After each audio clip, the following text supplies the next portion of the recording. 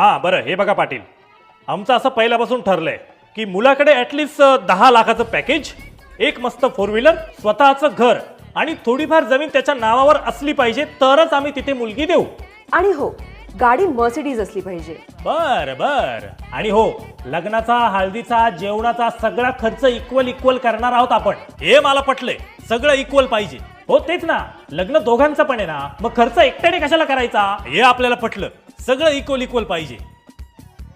मुलीला सुद्धा 10 लाखाचं पॅकेज पाहिजे, तिच्या नावावर एक घर पाहिजे, थोडीशी जमीन पाहिजे आणि तिच्याकडे पण 4 व्हीलर पाहिजे. म्हणजे सगळं कसं इक्वल पाहिजे. अहो पण मुलगी लग्नानंतर तुमच्या घरीच येणार आहे ना, असं काही नाही, तुम्ही याला तुमच्या घरी घेऊन जा लग्नानंतर.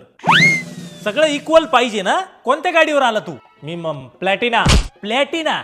25 वर्ष घासली तेव्हा प्लॅटिना घेतली आणि माझ्या पोराकडे 25व्या वर्षी घर, गाडी, बंगला सगळं पाहिजे तुला. करे सुक्काळीच्या. अरे होऊ दे ना लग्न, दोघं मिळून संसार कर.